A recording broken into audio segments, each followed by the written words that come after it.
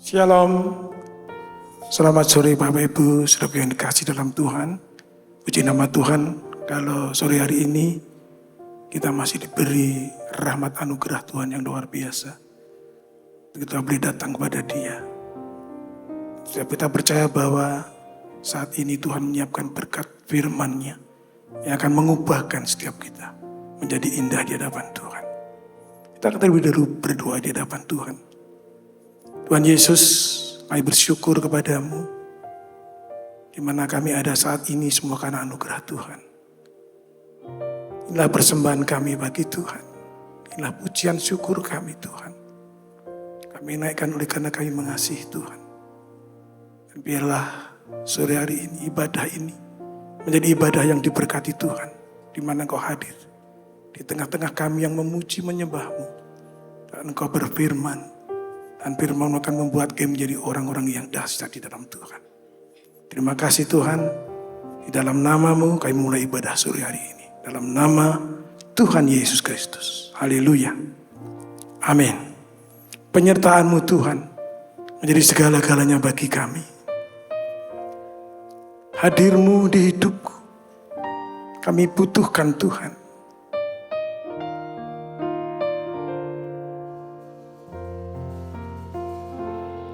Penyertaan-Mu Tuhan, segalanya bagiku. Hadir-Mu di hidupku, terutama bagiku. Penyertaan-Mu Tuhan, segalanya bagiku. Hadir-Mu di hidupku, terutama bagiku. Anugerah-Mu, anugerah-Mu, semua karena anugerah-Mu, bukan karena kekuatanku. Anugerah-Mu, anugerah-Mu Tuhan, kasih dan sayang-Mu sumber kekuatan bagiku.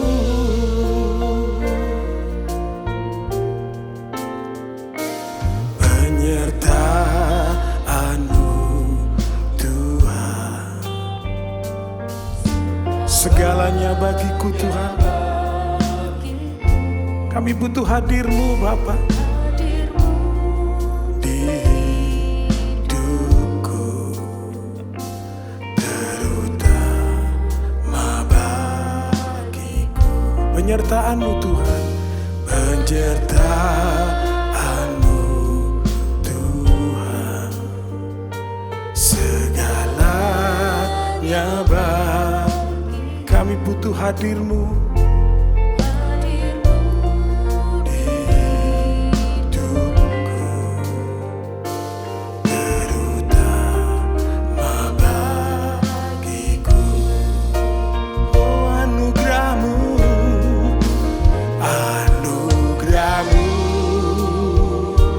Tuhan Yesus, anugerah-Mu, sungguh semua karena anugerah-Mu. Oh, bukan karena kekuatanku. Oh, sungguh semua karena anugerah-Mu.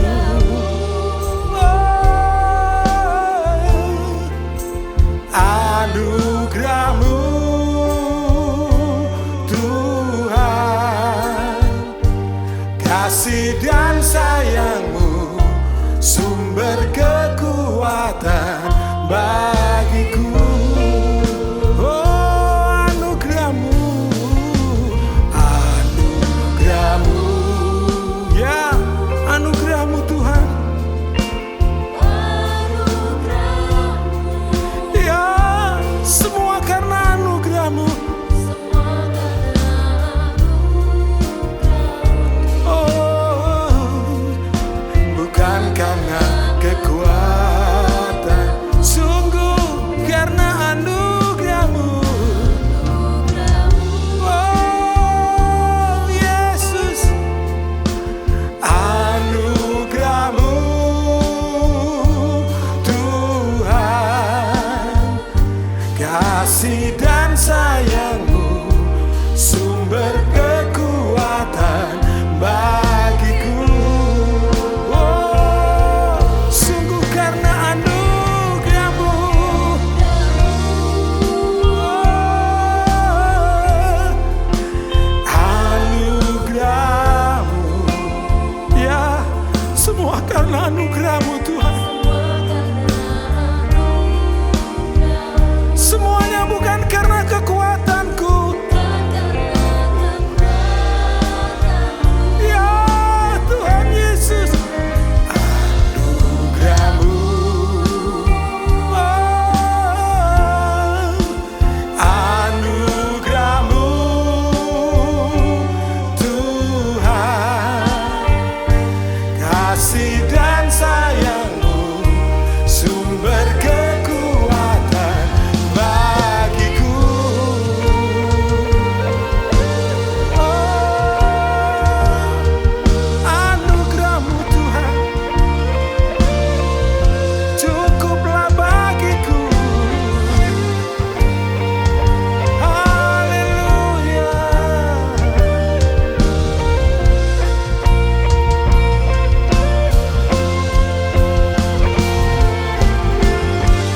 Anugerah-Mu Tuhan, cukuplah bagiku. Oh, anugerah-Mu Tuhan, ya, cukuplah bagiku. Oh, anugerah-Mu Tuhan, sungguh anugerah-Mu cukup bagiku. Oh, anugerah-Mu, anugerah-Mu Tuhan, sungguh cukup bagiku.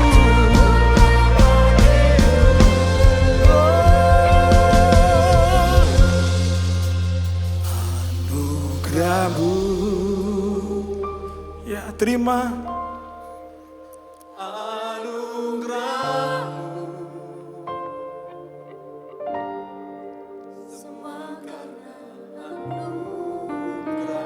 Sungguh bukan oleh kekuatan kami Tuhan, sungguh karena anugerah-Mu.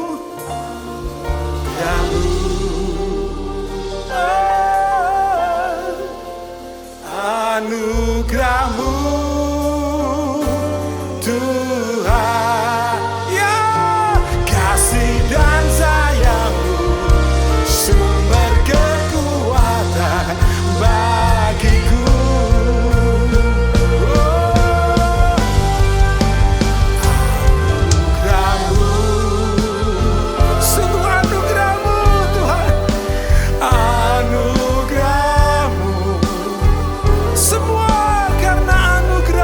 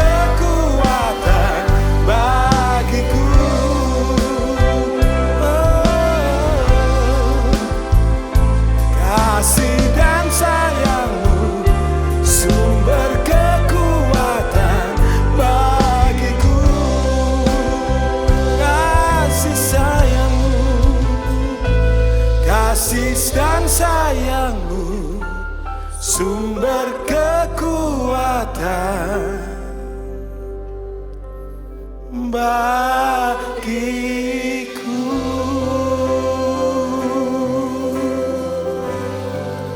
Oh, kasih sayang-Mu, itulah sumber kekuatan kami Tuhan. Anugerah-Mu, semua karena anugerah-Mu Tuhan. Sungguh cukup bagiku, sebab anugerah-Mu limpah bagi kami Tuhan. Terima kasih Tuhan Yesus. Dan kami menyembah-Mu, kami memuja-Mu Tuhan. Apapun keadaan kami Bapa, kami tetap bersyukur kepada Tuhan. Sebab kami punya Bapa yang baik, yang penuh rahmat dan anugerah. Kami punya Bapa yang baik, yang penuh kasih dan setia. Bagi-Mu Tuhan segala pujian dan kemuliaan. Bagi-Mu Tuhan Yesus segala hormat dan syukur. Haleluya, haleluya. Engkaulah segala-galanya bagi kami Tuhan. Engkaulah segala-galanya Bapa.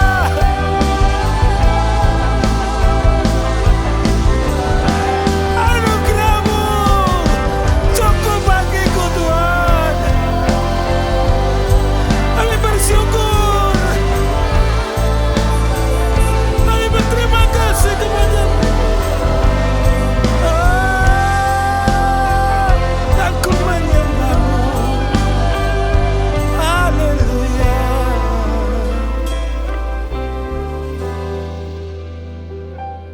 Kami tahu Tuhan, apapun yang kami alami dalam hidup ini, kami tidak pernah mengeluh. Kami tetap percaya apapun yang kami alami semua adalah rancangan indah-Mu Bapa. Kami terima dengan ucapan syukur. Apapun keadaan kami,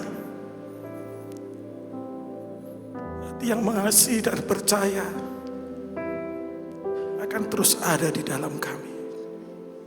Terima kasih Tuhan buat anugerah-Mu, buat segala kebaikan Tuhan yang kami rasakan, kami nikmati dan kami alami.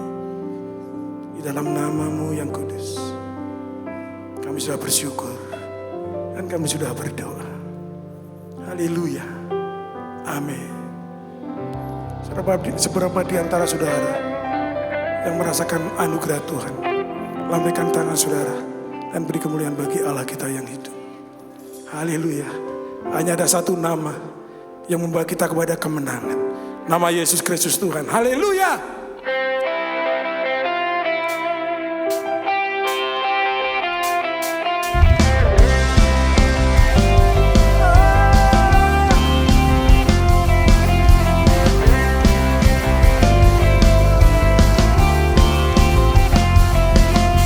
Satu nama yang besar, hanyalah nama-Mu Tuhan. Gunung batu kekuatan, hanyalah nama-Mu Tuhan.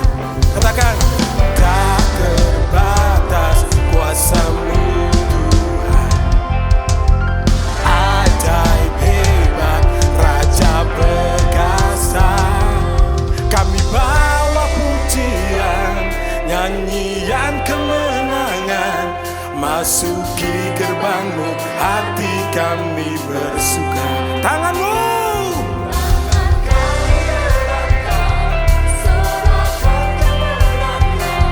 terpujilah nama-Mu Yesus Raja. Ya, segala Raja. Haleluya.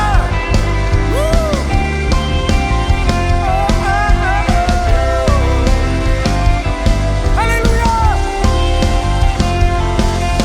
Satu nama yang besar, hanyalah nama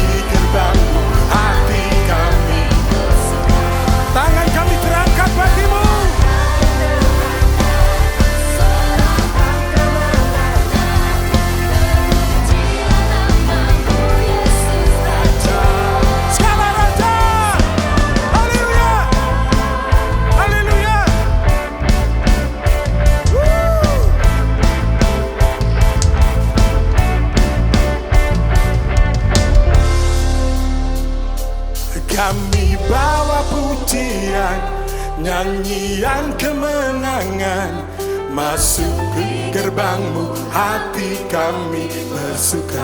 Tangannya diangkat.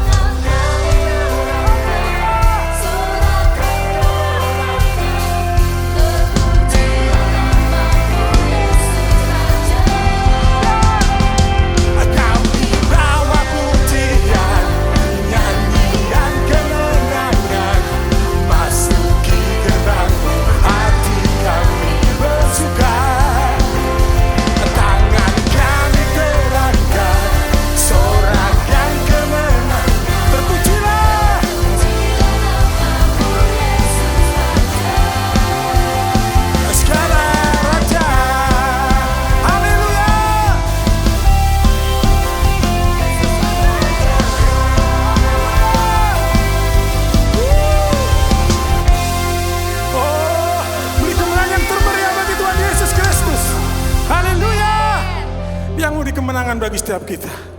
Haleluya. Kita mau berkata, Tuhan, meskipun tak ku mengerti apa yang kami alami, tapi kami tetap percaya, kami yakin bahwa ada rencana indah di dalam kami yang Kau sediakan. Terima kasih Tuhan Yesus.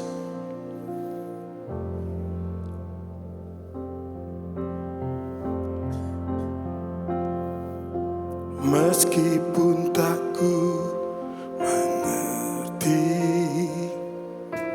apa yang ku alami, namun ku yakin Tuhan punya rancangan terbaik. Pertolonganku datang dari-Mu, Yesus yang ku percaya.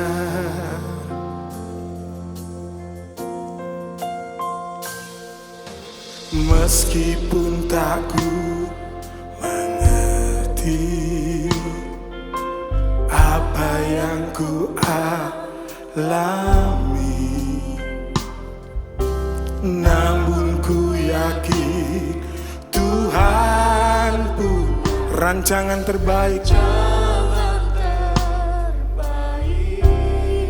Kami percaya Tuhan, pertolonganku datang dari-Mu, Yesus yang ku percaya.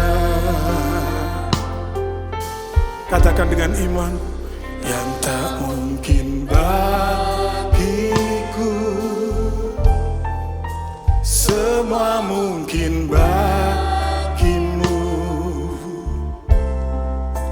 Hanya Engkaulah jawaban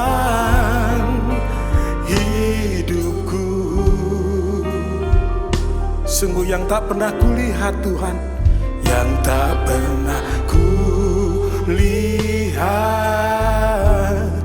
dan tak pernah kupikirkan. Ya, itu yang Kau sediakan bagiku.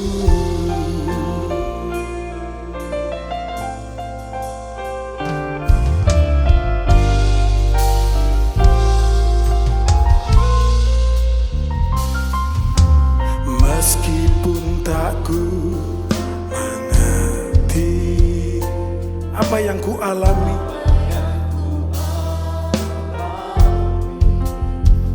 namun kami percaya Tuhan, Engkau punya rencana dan rancangan terbaik bagi kami.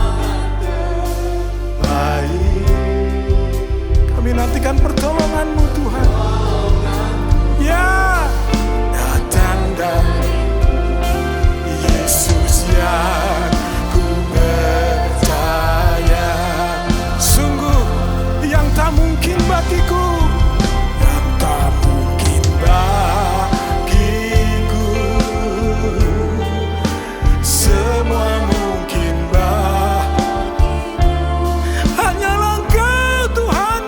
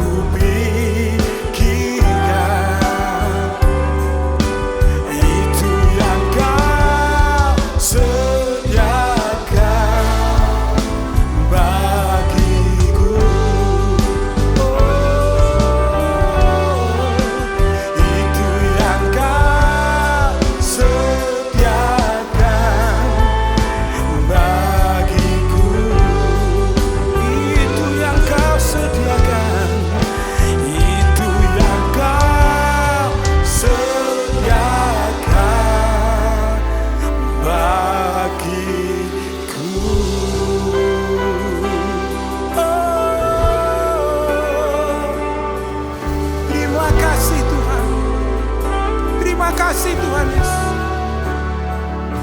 Terima kasih Bapa. Terima kasih Yesus. Engkau kami akui Ya Tuhan. sebagai Mesias kami. Bukalah mata kami, Ya Tuhan. celikkan mata kami, supaya kami boleh melihat Ya kemuliaan. Bapa. Kemuliaan-Mu sebagai Raja yang akan datang, yang akan menghakimi kami semuanya. Karena itu berikan roh takut akan Tuhan dalam setiap hati pendengar. Setelah mendengarkan firman-Mu, biar mereka menghargai Yes. firman-Mu Amin. sebagai Ya segala-galanya. Tuhan Yesus. Terima kasih, berkati pelayan-pelayan-Mu yang sudah memberkati kami. Dalam nama Tuhan Yesus. Amin. Shalom teman-teman. Kembali kita diingatkan pentingnya harapan kita. Jangan sampai pupus. Karena kalau harapan kita sudah pupus, saudaraku, kita bisa putus asa dan melakukan hal-hal yang bertentangan dengan iman. Begitu banyak orang menjadi murtad karena hal ini. Ingat, banyak orang menjadi murtad. Dan itu dituliskan dalam surat Ibrani.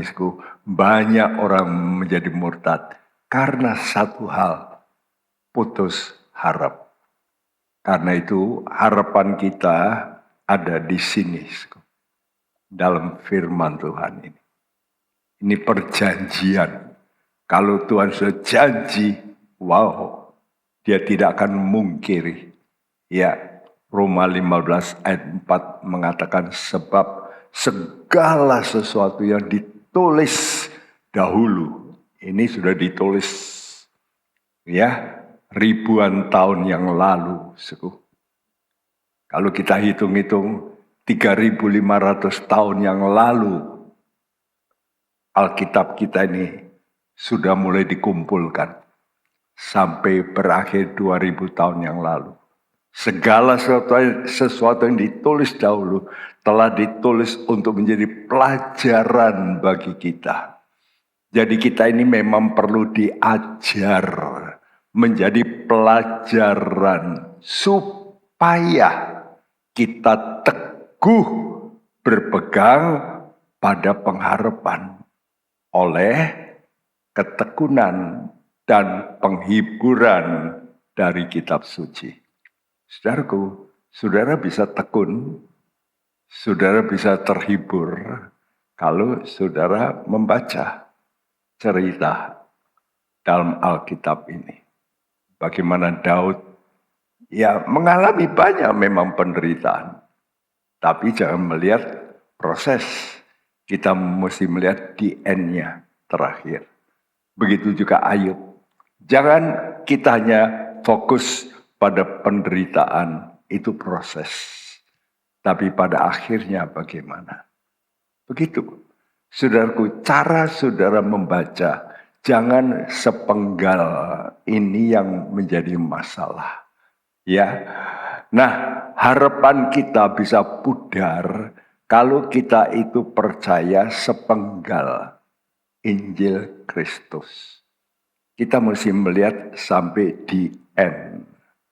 Kenapa orang kok bisa hanya percaya sepenggal? Karena cara mendengarnya, dia menangkap bagian yang dia senang, tapi tidak menyeluruh dari firman Tuhan. Seperti dua orang murid ke Emmaus yang hampir putus asa. Kenapa? Karena dia hanya mengenal, mereka sambil bercakap-cakap ya, bahwa dulu kami berharap dia melepaskan. Dan kami akui dia adalah seorang nabi yang berkuasa dalam perkataan dan perbuatan. Kenapa? Ya karena mereka melihat Yesus menyembuhkan, Yesus mengadakan mujizat. Bahkan Yesus membangkitkan orang mati. Jadi perbuatan-perbuatan yang dilihat saja, yang masuk dalam hati. Tetapi tidak memperhatikan apa yang tidak kelihatan, yang dijanjikan Tuhan. Ya, kenapa? Karena daya tangkap mereka dalam mendengarkan firman Tuhan itu dicocokkan dengan keadaan yang mereka alami. Nah, ini banyak orang Kristen sampai sekarang begitu. Pak Bekti jangan mengajar yang tidak mendarat. Artinya yang kita praktekkan ini loh di muka bumi.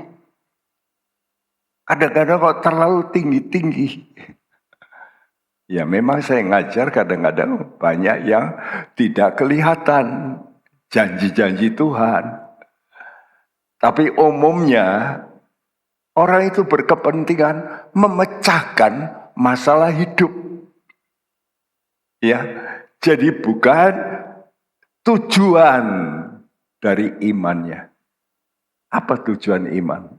Yohanes 5:44 mengatakan, bagaimana kamu bisa percaya kalau kamu mencari kemuliaan satu sama lain? Tidak mencari kemuliaan yang datangnya dari Allah. Kapan itu? Nanti. Iya toh? Nah, coba karena itu teguran ini diberikan kepada orang yang gampang murtad. Ya, surat Ibrani banyak bicara tentang murtad. So, kenapa? Salah satunya ini, Ibrani 5 ayat 11 sampai 14. Tentang hal itu banyak yang harus kami katakan, tetapi yang sukar untuk dijelaskan karena kamu telah lamban dalam hal mendengarkan. Iya, ini masalah utama. Lamban dalam hal mendengarkan. Artinya mendengar, tapi yang enak-enak yang ditangkap. Tapi tidak mendengarkan komplit. Terus. Sebab sekalipun kamu ditinjau dari sudut waktu, sudah seharusnya menjadi pengajar. Kamu masih perlu lagi diajarkan asas-asas pokok dari pernyataan Allah, dan kamu masih memerlukan susu bukan makanan yang keras. Sebab barang siapa masih memerlukan susu, ia tidak memahami ajaran tentang kebenaran, sebab ia adalah anak kecil. Tetapi makanan keras adalah untuk orang-orang dewasa yang karena mempunyai panca indera yang terlatih untuk membedakan yang baik daripada yang jahat. Sebab itu, marilah kita tinggalkan asas-asas pertama dari ajaran tentang Kristus dan beralih kepada perkembangannya yang penuh. Janganlah kita meletakkan lagi dasar pertobatan dari perbuatan yang sia-sia dan dasar kepercayaan kepada Allah. Iya, banyak orang Kristen hanya sekolah dasar rohani. Dasar. Jadi sekolah apa? Sekolah dasar. Bukan sekolah tinggi. Ya, jadi kan kita juga begitu ya, sekolah dasar. Lalu SMP ya, mulai naik ya. Junior, tapi belum yang tinggi ya, bukan junior high. Junior high pun masih perlu lagi universitas, kan gitu. Karena apa sih? Karena kita ini kurang bisa berkembang, berarti kurang bisa dewasa. Coba saudara pikir, kalau saudara punya anak masih kecil, berani tidak saudara itu memberikan kepadanya pisau yang tajam umur 2 tahun? Berani? Saudara berani nggak memberikan kepada anakmu umur 15 pistol, apalagi senapan serbu yang panjang. Berani? Nah, itu senjata. Jadi kalau kurang dewasa, tidak mungkin bisa pegang senjata. Ingat ini. Rohani kita kalau tidak dewasa, bahaya kalau pegang senjata. Karena itu banyak orang Kristen kadang-kadang ikut dengan temannya yang lain yang sudah mapan, yang sudah dewasa, yang bisa pegang senjata, misalnya ngusir setan. Itu kan senjata. Ya, dan waduh, setan kok gampang diusir ya. Aku jadi supaya bisa ternama. Lihat koncoku itu, waduh, setelah dia mendoakan, usir setan, gulung-gulung. Wah, apalagi lihat, dapat angpau. Waduh, dikasih mobil. Wah, aku ya mau. Nah, itu loh. Ya. Banyak orang itu melihat itu lalu jadi salah. Kenapa, Sku? Karena dia tidak tahu senjata itu bisa makan tuan. Betul enggak? Anak-anak kalau dipegang senjata bisa melukai dirinya. Nah, karena itu Tuhan itu ingin supaya kita beralih kepada perkembangannya yang penuh menjadi dewasa. Dewasa rohani artinya mulai sanggup memegang senjata, sanggup memikul salib penderitaan. Lihat aja orang-orang. Saya punya teman-teman kalau saya lihat yang berhasil, umumnya semua itu waktu muda mengalami penderitaan. Ada jemaat kita yang dari muda keluar dari rumah, dia berkata, Pak, saya dulu membambung, saya itu keras sekali. Saya karena anak mama itu banyak, lalu tinggal di desa, kami nggak punya banyak uang, dan saya mulai beranikan diri untuk keluar rumah.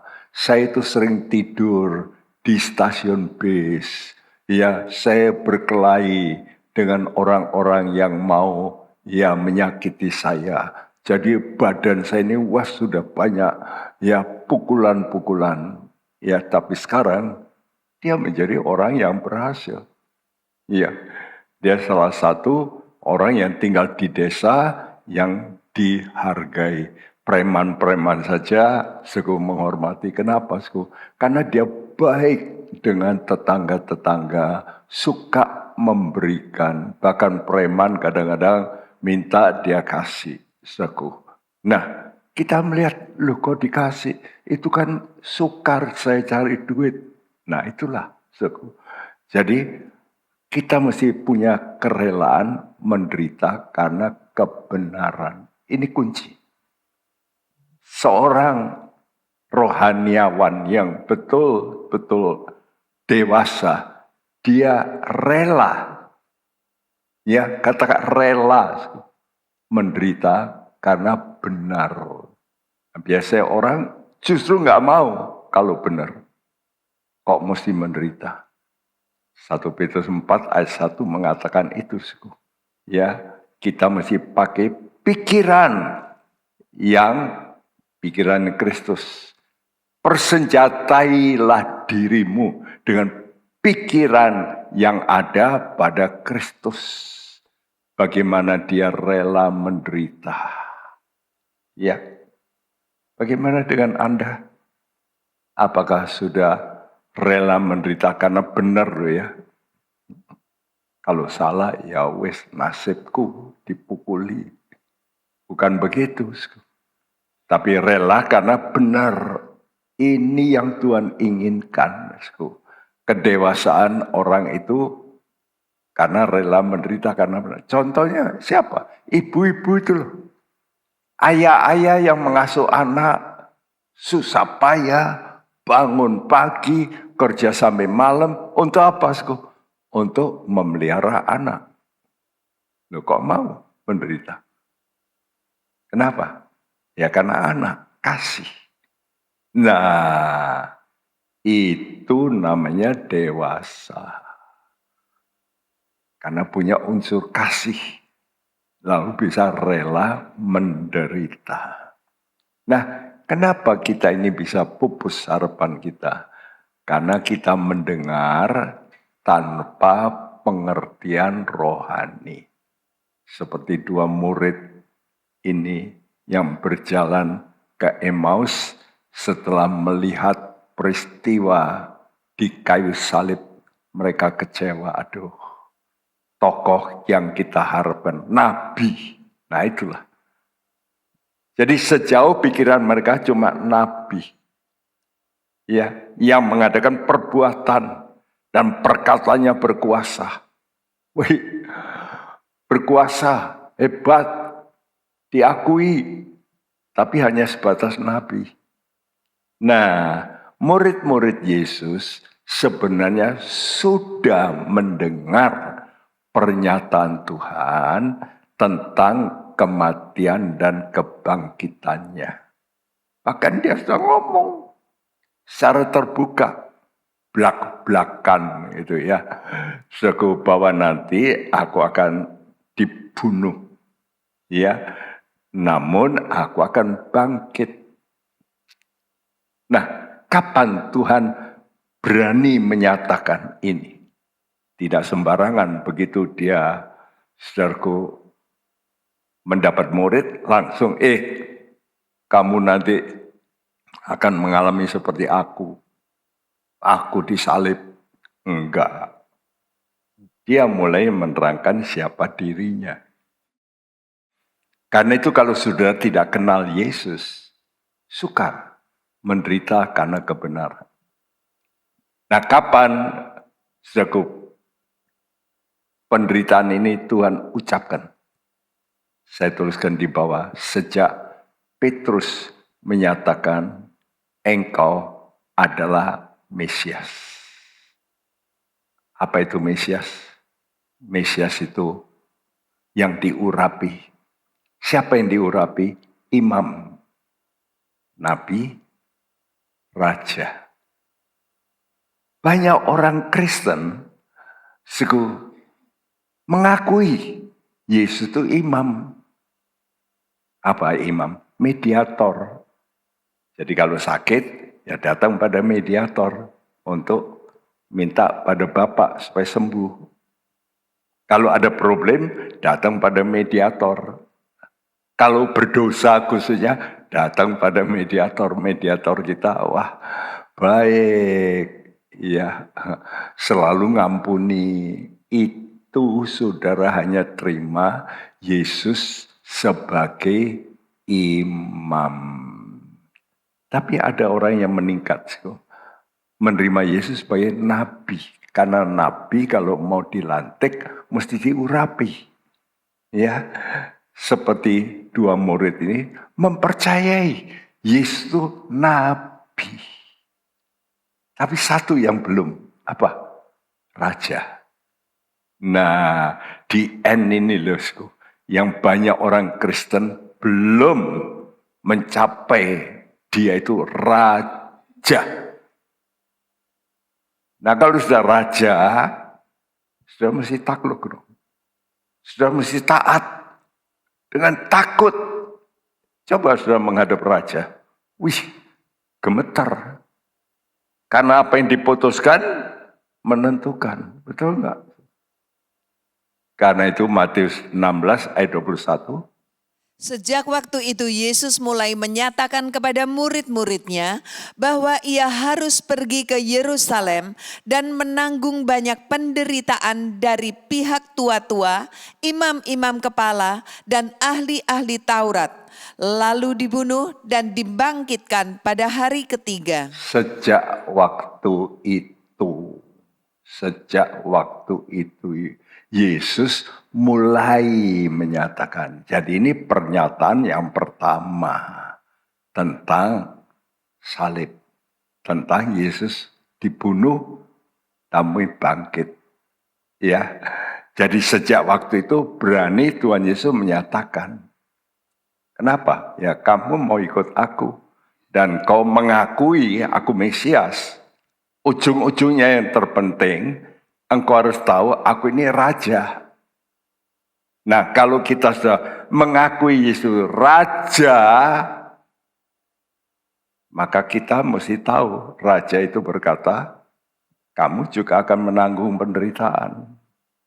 Halo, bagaimana pengikut Yesus? Maukah engkau berkata, yes, aku tetap mau ikut engkau. Karena engkau raja yang menentukan nanti hidupku.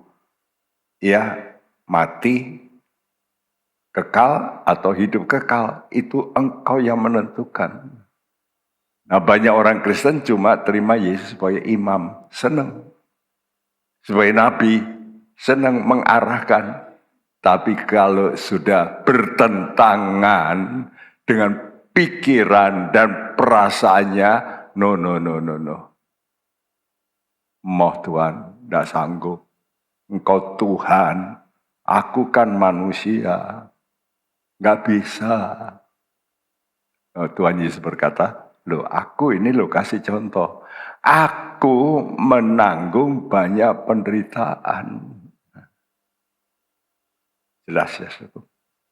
Kedua, pernyataan kedua setelah Yesus mengusir setan. Kenapa ya pernyataan ini dikaitkan dengan masalah-masalah? Ya, karena waktu itu murid-murid melihat dia mengusir setan, mereka mengusir setan, tidak mempan. Tapi lalu Yesus berkata, diusir, setannya pergi. Mereka kagum.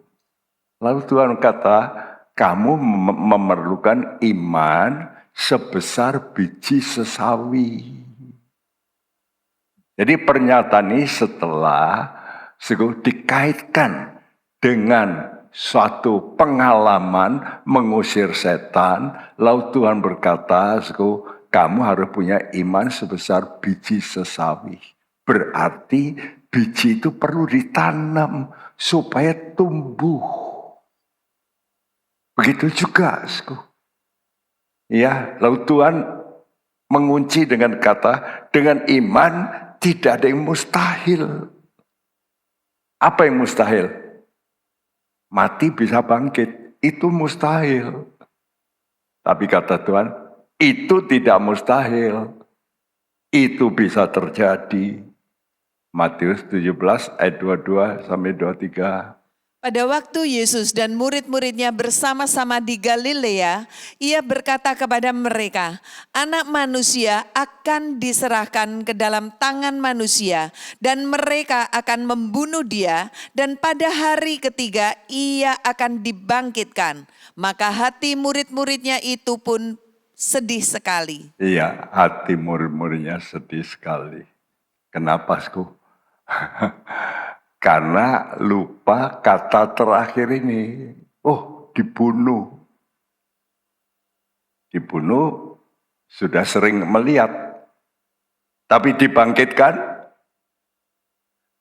Ya, kalau seperti sudah lo melihat Lazarus. Sudah. Tapi mati lagi. Ya, karena itu sedih. Karena belum lengkap pengertian tentang kebangkitan tubuh. Bukan cuma kebangkitan ya jiwanya, tapi tubuhnya mati lagi. Itu mereka lihat. Tapi untuk seperti tubuhnya Yesus, mereka belum lihat. Belum. Karena itu ini seringkali juga menjadi kendala. Karena kita ini sebatas apa yang kita lihat. Ya, orang gak mesti mati. Ya, ini yang kedua. Tapi kata Tuhan, bagi Allah tidak ada yang mustahil. Yang mustahil apa? mati, dibangkitkan, terus hidup selamanya. Wah, itu nggak ada di dunia. Betul nggak? Nah, itulah yang harus kita percayai justru. Saya ini dulu saya baca loh begini nih. Tapi belum sampai pengertian seperti ini. Nah, kapan pernyataan ketiga? Matius 20 ayat 18-19. Sekarang kita pergi ke Yerusalem dan anak manusia akan diserahkan kepada imam-imam kepala dan ahli-ahli Taurat dan mereka akan menjatuhi dia hukuman mati. Dan mereka akan menyerahkan dia kepada bangsa-bangsa yang tidak mengenal Allah supaya ia diolok-olokkan, disesah dan disalibkan dan pada hari ketiga ia akan dibangkitkan. Ya, 3 kali omongannya sama, dibunuh, dibangkitkan. Yang ditangkap cuma pengertian dibunuh. Dibangkitkan, ya mungkin sejauh pengalaman Lazarus. Ya, anak Yairus, ya tahu kan mati dibangkitkan. Titik, tapi kemudian mati lagi. Nah, perhatikan pernyataan ketiga ini. Tuhan kata sekarang kita pergi ke Yerusalem. Nah, kita harus punya pengertian rohani sekarang. Kita juga akan pergi ke Yerusalem. Tapi bukan Yerusalem untuk mengadakan ziarah. Banyak sekarang orang Kristen mesti pergi ke Yerusalem baru rasanya, wah, saya sudah mengadakan ibadah. Ya bukanlah, saya dulu nggak kepingin ke sana. Ya, sampai Ibu Pendeta Elizabeth berkata, Pak Bekti ini belum pernah. Belum, Bu. Semua hamba Tuhan ke sana. Nah, Bapak kok enggak mau? Nanti ajalah. Loh, kapan? Ya nanti kalau aku dibangkitkan pakai tubuh kebangkitan, kan wirawiri ke sana. Kalau Tuhan kata, ayo konferensi, saya terus langsung duduk di meja konferensi. Tidak ada masalah nanti kena hack ya pesawatnya, ya toh kan ada orang kena bom, nggak ada. Saya bilang nanti aja, wis diam-diam dia belikan tiket. Saya dipaksa pergi. Itulah saya pergi pertama karena dibayari. Ya udahlah ada orang korban, saya kok enggak mau. Ya sudah bayari. Kita bukan pergi ke Yerusalem di bumi, kita pergi ke Yerusalem sorgawi. Nah, kalau tujuanmu ke Yerusalem sorgawi dan kau harus mengalami penderitaan, kan enggak apa-apa toh. Jangan sedih. Ya, karena kita akan dibangkitkan. Nah, karena itu saya tuliskan dalam pernyataan ketiga ini, ya. Jadi para rasul semuanya hanya menangkap kata dibunuh, mati. Tapi mereka tidak memperhatikan kata dibangkitkan. Untuk kemana? Yerusalem baru, Yerusalem sorgawi. Dan inilah juga yang dialami oleh 2 murid yang ke Emmaus. Mereka melihat Yesus disalib. Aduh, kecewa ya, lakone mati. Harapan bangkit dengan pengajaran salib. Next. 1 Korintus 1 ayat 18. Sebab pemberitaan tentang salib memang adalah kebodohan bagi mereka yang akan binasa. Tetapi bagi kita yang diselamatkan, pemberitaan itu adalah kekuatan Allah. Ya, pemberitaan tentang salib, penderitaan karena benar, itu bodoh. Kamu benar kok mau menderita. Kamu benar kok difitnah, kok diem aja. Ini contoh. Iya, kamu yang benar, dia yang salah. Kok kamu minta maaf untuk hubungan baik? Ya jangan mau. Minta maaf aja kok. Ngomong maaf aja kok enggak mau. Ya, kamu kok enggak mau ngampuni? Dia merugikan aku banyak kok ngampuni. Ya bodoh dong. Ya, sekarang sudah mau dengar siapa? Mau dengar pengajaran salib? Salah satunya pengampunan. Ya toh, Yesus di atas kayu salib apa? Bapak ampunilah mereka. Bodoh. Orang benar ditombak, dilukai, bahkan anak Allah digituin kok mau. Ya itulah. Jadi kalau kita tidak mengerti pengajaran salib, reaksinya seperti dua murid ini. Ya, seperti Lukas 24 ayat 21. Padahal kami dahulu mengharapkan bahwa dialah yang datang untuk membebaskan bangsa Israel.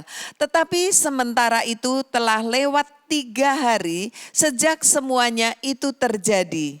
Padahal dahulu kami punya harapan bahwa Tuhan itu datang membebaskan. Loh, kalau punya harapan, percaya dia raja, pasti punya tentara. Untuk mati, mana tentaranya? Nah ini loh, karena timing Tuhan, waktu Tuhan, bukan waktu kita. Kuncinya di sini, Jadi mengharapkan itu berarti you dan saya mesti tahan, tunggu waktunya. Halo. Karena kalau Tuhan melakukan indah pada waktunya, bukan waktumu. Ini penting untuk disadari. Ya, karena itu kebodohan rohani itu kalau kita menafsir hal-hal rohani dengan pikiran duniawi. Ya, sebab jalan Tuhan itu tinggi. Ya, jalannya Tuhan itu lewat langit. Jalan kita lewat darat. Banyak tabrakan. Ya toh. Nah, beruntung murid-murid, 2 murid ini. Siapa 2 murid itu? Enggak tahu. Sampai sekarang semua penafsir sulit menafsir siapa itu. Tapi yang jelas yang satu, jelas Kleopas. Tapi Kleopas itu siapa? Juga banyak tafsiran. Ya, salah satu tafsiran Kleopas itu saudaranya yaitu Yusuf. Ya, ayah tiri dari Yesus. Katanya loh ya, tapi nggak tahu. Yang satu siapa? Yang nggak tahu juga. Jadi berarti 2 orang ini bisa mewakili kita karena tidak disebutkan salah satunya itu. Jadi ya kita juga begitu. Tapi apa yang penting? Bercakap-cakap tentang salib. Jadi mereka mempercakapkan tentang Tuhan yang tersalib. Nah, kalau sudah mempercakapkan tentang satu pribadi dan pribadi itu mendengar, sudah percaya Tuhan itu pribadi yang di sorga yang bisa mendengar omonganmu. Kamu ngomong apa? Oh, ngomong tentang aku. Oh, aku datang. Karena itu, kalau mau sharinglah tentang Yesus. Itu sharingmu gak akan sia-sia. Karena Yesus hadir. Seperti Matius 2:2 itu cerita tentang orang Majus. Kenapa? Orang Majus itu bertanya-tanya. Ini aku melihat bintang. Ini pasti raja. Ya, karena itu sampai Yerusalem dia langsung tanya, siapa itu raja Yahudi? Wah, bingung. Ya, Raja Herodes. Kok ada raja? Ya. Nah, dua murid ini walaupun harapannya hampir pupus, hampir. Namun mereka bercakap-cakap tentang Yesus. Dan mereka mendengar berita selentingan. Perempuan-perempuan pergi ke kubur, tidak mendapat mayat Yesus. Ada yang cerita seperti Maria dulu awalnya mayat Yesus dicuri. Ya, jadi simpang siur masih. Belum ada definitif waktu itu. Jadi menimbulkan pertanyaan yang belum diketahui. Saudara, kalau saudara baca Alkitab, banyak enggak pertanyaan? Loh kok gini ya? Loh kok gini? Pernah tidak saudara kalau ada pertanyaan-pertanyaan itu, lalu menanyakan ulang-ulang kepada Tuhan? Kan kita mau nanya tentang firman toh. Firman itu siapa? Kan Tuhan. Kenapa kamu nggak mau tanya-tanya? Daud sering itu bertanya-tanyalah akan Tuhan. Kalau kita nggak ngerti, coba digumuli dalam doa, Tuhan. Apa toh maksudnya? Apa maksudmu? Ayo. Apakah sudah melakukan itu? Kalau cuma tidak ngerti, tak tanya Pak Bekti, gampang, ya toh. Tanya pendeta. Tapi saya nggak pernah tanya Tuhan dan Tuhan kasih jawaban. Bisa nggak? Bisa. Oh sudah tanya Tuhan kok. Tuhan kan dengar kalau kamu, Tuhan, aku nggak ngerti Tuhan. Mbok ya dikasih tahu. Nah, keingintahuan yang benar tentang Yesus, itulah yang membawa firman itu hadir. Dia mau menerangkan dirinya. Ini loh, saya minta saudara yang mendengar PA ini bukan hanya mendengar, tapi mempraktekkan, oh gitu toh caranya Pak Bekti. Ya aku ya maulah. Sama seperti murid-murid saya tuliskan Yohanes 20. Mereka ketakutan, ya sama dengan dua murid ini. Mereka ketakutan, mereka kumpul. Waktu mereka kumpul, mereka cerita apa? Ya cerita tentang Yesus lah. Waduh kok begini ya? Aduh ya apa ini? Tuhan, apa toh gimana? Dadak Tuhan hadir. Mau enggak Tuhan hadir dalam perenunganmu? Bertanya-tanyalah akan Tuhan. Dan Tuhan berkata, di sini aku. Ya, ini aku. Aku tidak jauh. Kamu tanya aku hadir. Ya, tapi setelah Tuhan hadir, saudara mesti siap. Omongan Tuhan kadang-kadang nempeling kau. Saudara itu dijewer, enggak dengar kamu kok. Aduh, kok ya lamban. Ya toh, tadi kan Tuhan tegur, lamban kamu ini. Nah, jadi kita melihat, terimalah teguran atas kebodohan kita. Nah, orang yang mau terima teguran itu siapa? Hati yang rendah. Karena itu kita mesti jadi seperti anak. Karena itu kalau sudah baca Amsal Soleman, seringkali berkata apa? Hai anakku. Kita sering berkata Tuhan Bapa. Bapa kami yang di sorga. Nah, ya toh. Tapi kalau sudah diomongi, kok gitu Tuhan? Wah, enggak cocok.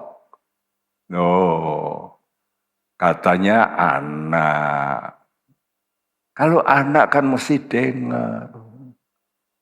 Nah ini loh sifat kita ini. Kalau sudah diomongi, itu seringkali tidak dengar. Beberapa saat ini saya baca kitab Yeremia. Kadang-kadang satu pasal, beberapa jam saya renungkan. Yeremia itu berkali-kali. Ya, maka datanglah firman Tuhan kepada Yeremia. Lalu saya ingin tahu, Tuhan, berapa kali tulisan datanglah firman Tuhan pada Yeremia? Kaget saya. 53 kali. Bayangin, ya, dan di dalam kitab Yeremia selalu berkata, aku sudah memberitahu, tapi kamu tidak mau mendengarkan. Dan itu diulang-ulangi juga. Raja-raja yang terakhir, Sedekia, dia mau tanya, tapi setelah diberitahu, tidak mau dengar. Yang terakhir juga ada seorang Yohanan namanya. Dia memberitahu ya tentang rencana pembunuhan. Ya, orang baik kadang-kadang tidak percaya. Akhirnya orang baik itu dibunuh. Dan Yohanan ini juga tanya sama Yeremia. Gimana ya, Tuhan mau apa? Saya mau nurut. Betul? Betul. Yeremia ngomongi. Kamu jangan pergi ke Mesir. Oh, gak bisa, engkau aku ditangkap sama orang Babel. Enggak, kata Yeremia. Tapi akhirnya pergi ke Mesir. Jadi banyak orang itu mendengar, tapi tidak mau mendengarkan. To hear is differently with hearken. Mendengar beda dengan mendengarkan. Mendengarkan ini kadang-kadang menerima apa yang gak masuk akal. Itu namanya mendengarkan firman Tuhan. Ya. Lukas 24. 25 sampai 27. Lalu ia berkata kepada mereka, hai kamu orang bodoh, betapa lambannya hatimu sehingga kamu tidak percaya segala sesuatu yang telah dikatakan para nabi. Bukankah Mesias harus menderita semuanya itu untuk masuk ke dalam kemuliaannya? Lalu ia menjelaskan kepada mereka apa yang tertulis tentang dia dalam seluruh kitab suci, mulai dari kitab-kitab Musa dan segala kitab nabi-nabi. Ya, bagaimana sikap kita waktu mendengar firman Tuhan? Ini penting. Kalau kita sudah permulaan saja dengar, lalu dikatakan, hei kamu orang bodoh. Aku kok diomongin bodoh. Wes, kluk. Tutup hati. Benar enggak? Ini banyak orang Kristen seperti ini. Kalau dibodoh-bodohi sama Tuhan, kamu ini keras kepala. Keras kepala. Ya, kamu degil hati. Itu kan nabi-nabi sering gitu. Yeremia itu, wah paling sering raja pun dia katakan, ya, tidak peduli. Yeremia itu nggak peduli sampai dia dihukum. Ya, begitu juga nabi yang menegur Raja Ahaz yang baik, ditegur marah Ahaz. Ya, kan banyak begitu. Orang itu kalau sudah punya power susah menerima firman Tuhan. Power antara lain kaya. Karena itu Tuhan berkata, alangkah sukarnya bagi orang kaya masuk kerajaan sorga. Orang kalau punya power tapi miskin, masih kurang dihargai. Betul nggak? Tapi sego punya power kaya, takut. Apalagi kalau dia ngomong, hai kamu orang bodoh, kamu orang kaya. Kok bodoh, ndak pandai mana bisa kaya. Susah tuh. Dan Tuhan berkata di sini, betapa lambannya. Nah ini persis seperti surat Ibrani tadi. Lambannya kamu tidak percaya segala sesuatu. Ini loh. Jadi kalau baca Alkitab mesti sudah percaya itu komplit. Jangan seperti murid-murid percaya nggak dibunuh Yesus. Percaya karena itu mereka sedih. Tapi bangkit, belum. Buktinya hampir semua murid nggak masuk akal. Tapi Tuhan memberitakan ya segala sesuatu. Karena itu bukankah Mesias harus menderita semuanya. Nah, mau masuk kerajaan sorga dalam kemuliaan, saudara mesti menggenapkan apa? Menggenapkan penderitaan yang memang Tuhan sudah siapkan untuk Anda. Mau enggak? Kalau enggak mau, pahalamu juga kurang nanti. Mungkin masuk sorga, tapi tidak sebagaimana Tuhan rencanakan kemuliaan. Ingat. Jadi kalau kita tidak mau menggenapkan penderitaan, kita mungkin masuk surga, mungkin. Tapi tidak mengalami penggenapan kemuliaannya. Lalu ia menjelaskan. Nah bagaimana Tuhan menjelaskan? Apa yang tertulis dalam seluruh kitab suci. Perhatikan. Jadi Tuhan itu mau menjelaskan seluruh. Banyak gereja menjelaskan Yesus mati baik, Tuhan itu baik, Tuhan itu baik, mengampuni. Tapi tidak menjelaskan Tuhan akan menghakimi, Tuhan itu keras kepada orang yang tidak mau taat. Itu enggak pernah dijelaskan.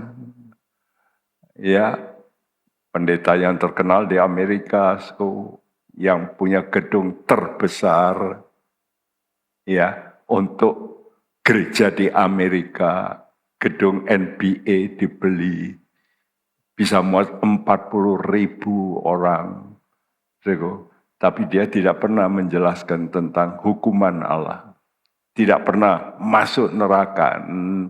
Tidak pernah keluar dari mulutnya. Padahal Tuhan Yesus berkata, lebih baik matamu dicungkil daripada kamu punya 2 mata masuk neraka. Nggak pernah menegur. Tidak pernah menjelaskan seluruhnya. Menjelaskan sebagian. Hati-hati loh. Ya, iblis percaya Tuhan, percaya. Tapi tidak mau percaya sepenuhnya. Ya, itu. Nah, bodoh kalau tidak mengerti hal-hal rohani yang tidak kelihatan. Ini masalahnya. Orang itu menjadi bodoh karena tidak mempunyai pengertian tentang yang tidak kelihatan. Dan harapan itu justru berharap pada hal yang tidak kelihatan. Ya, coba ini dibacakan lagi supaya kita ingat apa itu harapan. Harapan yang benar itu apa? Roma 8 ayat 24-25. Tolong bacakan Ibu Sandra. Roma 8 ayat 24-25.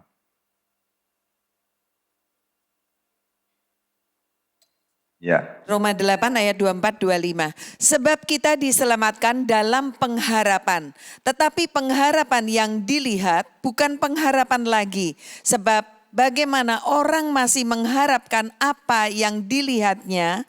Tetapi jika kita mengharapkan apa yang tidak kita lihat, kita menantikannya dengan tekun. Nah, ini yang diharapkan Tuhan. Banyak orang berkata kita diselamatkan by grace, itu yang terus ditekankan. Ada yang menekankan juga yang kedua yang benar, through faith, itu juga bagus. Tapi jarang ditekankan, ya, we were saved in grace, in hope. Seperti Roma 8 ayat 24. Sebab kita diselamatkan dalam pengharapan. Dan pengharapan itu bukan yang kita lihat, yang justru kita tidak lihat karena kita mengharapkan masuk surga yang gak kelihatan. Kita mengharapkan yaitu sesuatu kemuliaan yang tidak kita lihat sekarang. Sebab apa yang dilihat, kata Tuhan, itu sifatnya sementara. Jadi hal-hal rohani itu hanya dapat dimaklumi kalau kita punya roh iman yang bekerja bersama roh Allah. Karena roh Allah inilah yang bisa mengakses hal-hal dari Allah, omongan Allah, janji-janji Allah. Makin kita yakin karena Roh Kudus. Perhatikan, karena itu kalau orang Kristen tanpa Roh Kudus, pikirannya sebatas hidup jasmani. Gak pernah mikirkan yang gak kelihatan. Justru Roh Kudus ini mengakses hal-hal yang tersembunyi dalam diri Allah. Itu 1 Korintus 2 itu. Nanti saya baca seluruhnya, bagus. Sebab itu berdoalah dalam roh. Agar roh Tuhan menyingkapkan kemuliaannya. Dan kemuliaan yang disingkapkan ini menjadikan kebangkitan harapan Anda. Wow, nanti akan mulia. Aku mau Tuhan. Aku mau menderita walaupun disalah mengerti. Aku mau menderita walaupun ya mengalami hal-hal yang menyakitkan diriku. Mari kita mau percaya apa yang dikatakan oleh janji-janji firman. Kalau engkau percaya, maka kuat roh dan jiwamu. Ya, kuat. Mari kita nyanyikan ini. Firman-Mu berkata.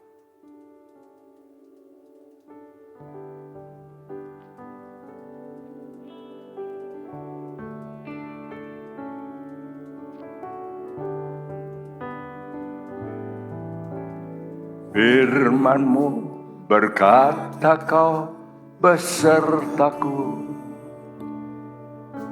maka kuat roh dan jiwaku. Tangan-Mu Tuhan.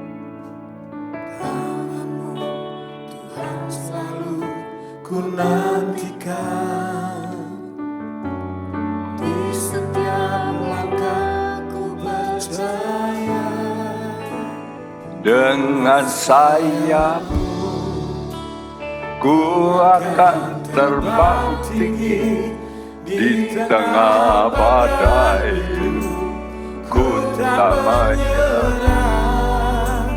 Kau kekuatan. Ya Tuhan, Kau kekuatan. Perlindungan. Amin. Bagiku pertolonganku di tempat maha tinggi. Ku mengangkat tanganku, aku berserah. Kau ku nantikan, Kau yang ku sembah, Yesusku, Rajaku. Amin, amin. Firman-Mu Tuhan. Firman-Mu berkata kau besertaku. Maka kuat roh dan jiwa. Tanganmu Tuhan, Tanganmu Tuhan selalu ku nantikan. Di setiap langkah ku percaya. mari kita berdiri. Dengan sayapmu ku akan terbang tinggi di tengah badai hidup, ku tak menyerah. Kau kekuatan, amin, dan perlindungan bagiku, pertolonganku di tempat maha tinggi. Ku mengangkat tanganku, aku berserah. Kau ku nantikan. Yes Tuhan. Yang ku sembah, Yesusku, Rajaku, Pertolonganku di tempat maha tinggi. Ku mengangkat tanganku, aku berserah.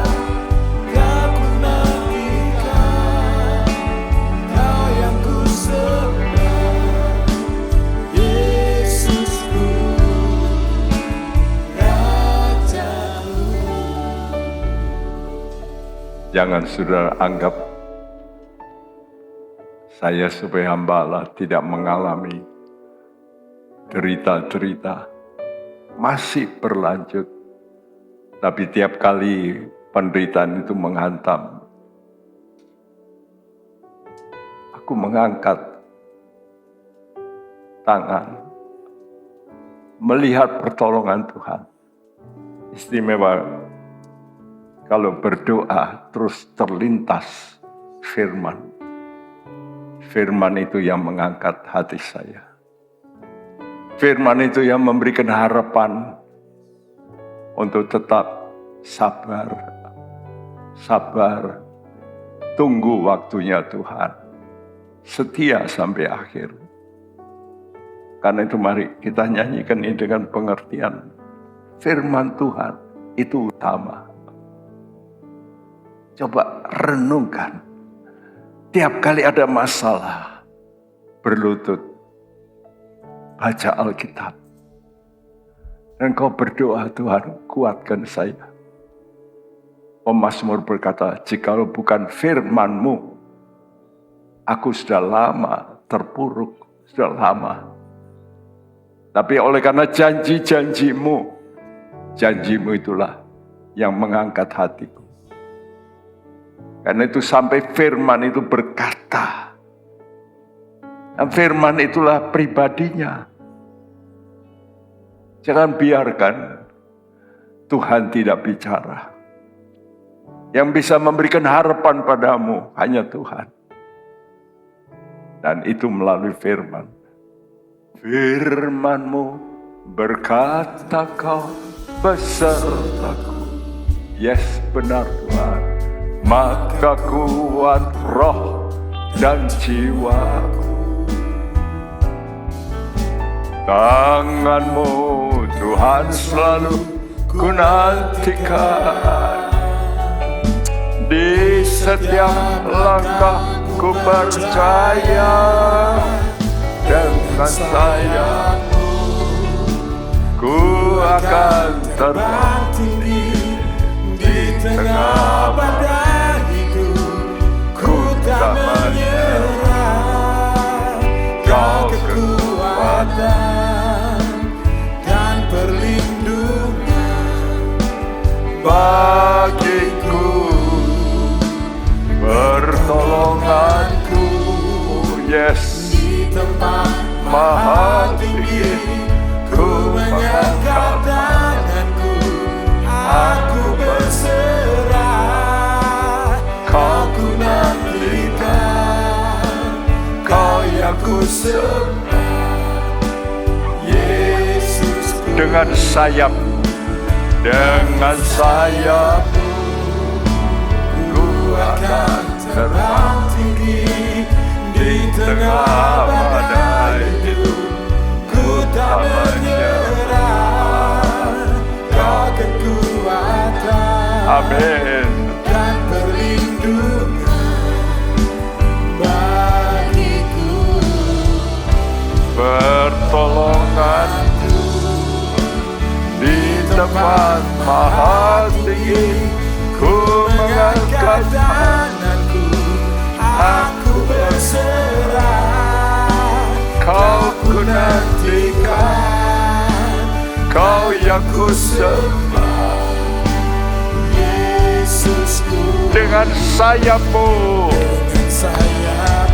amin, terbang tinggi di tengah badai itu. Ku tak menyerah, Kau kekuatan dan perlindungan, amin, bagiku. Pertolongan-Mu di tempat maha tinggi, ku mengangkat tanganku, aku berserah.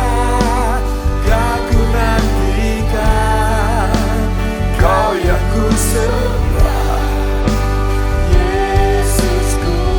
Kau ku nantikan, Kau yang ku sembah, Yesusku. Kau ku nantikan, Kau ku nantikan, Kau yang ku sembah, Yesusku, Rajaku. Kau ku nantikan, Kau ku nantikan Tuhan.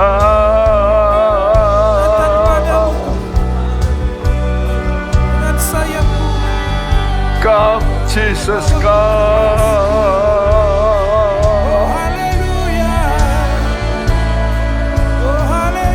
We have been waiting so long. We have been waiting so long, Lord. Kau ku nantikan,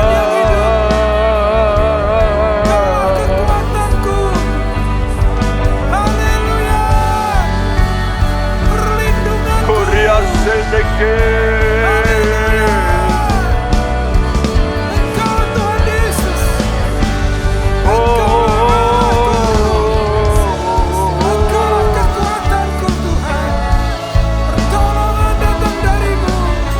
Kau ku nantikan Tuhan. Kau membawa kami terbang tinggi dengan sayap-Mu yang perkasa. Kami sudah menanti lama ya Tuhan. Segeralah datang Tuhan. Segeralah datang Tuhan. Come, Jesus, come.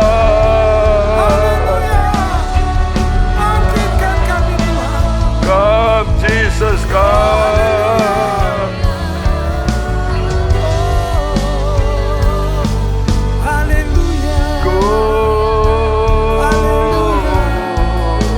Terima kasih. Pertolonganku dari tempat mati.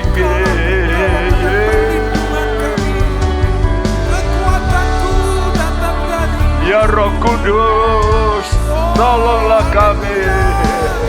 Roh penolong, tolonglah kami. Beri kami kekuatan, beri kami kesabaran Tuhan, menanti hari-Mu yang besar.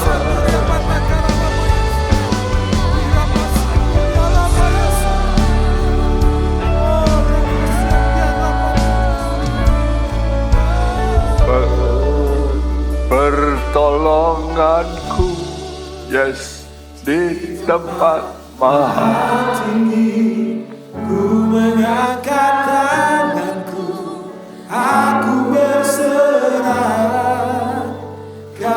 nantikan, Kau yang ku sembah, Ya Tuhan, Yesusku. Kau ku nantikan, Kau yang ku sembah, Kau yang ku sembah, Yesusku. Yesusku. Kau ku nantikan, Aku nantikan, Kau yang ku sembah, Yesusku, Rajaku.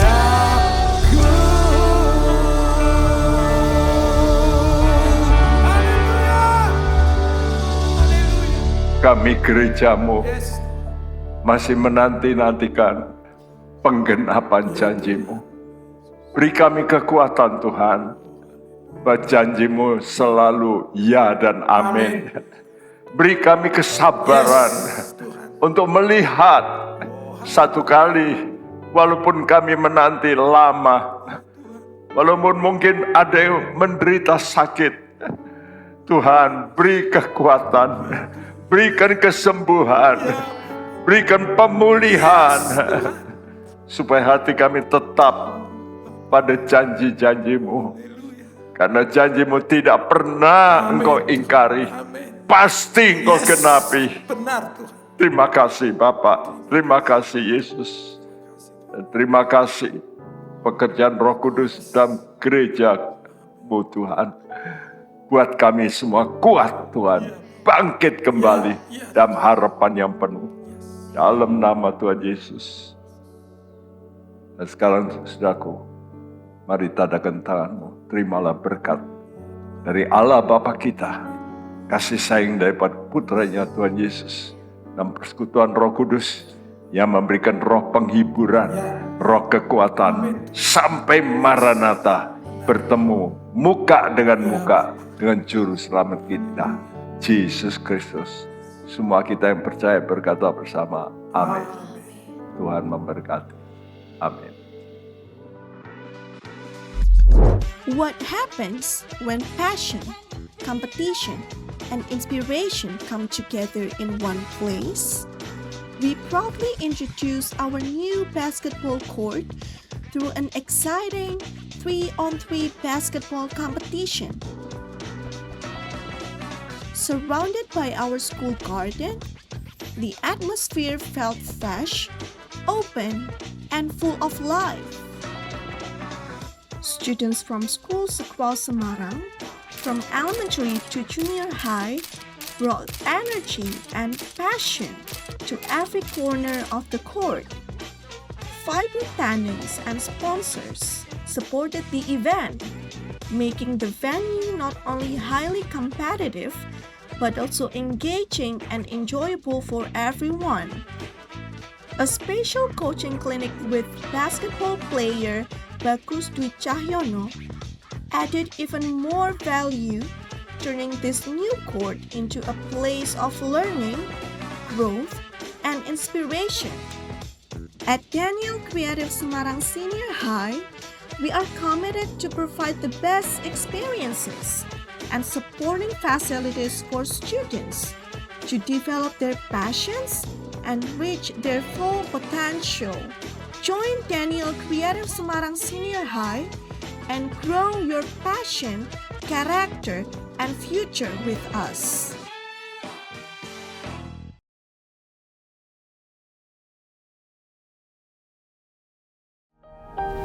Isilah hidup kita dengan menyenangkan hati Tuhan. Sungguh anugerah Tuhan kalau kita masih boleh hidup. Menjadi bijaksana adalah awal dari takut akan Tuhan. Gunakan waktu. Mari kita takut akan Tuhan. Bergabunglah dengan Pendeta Timotius Subekti dalam program Suara Alfa Omega. Hanya di Live Channel.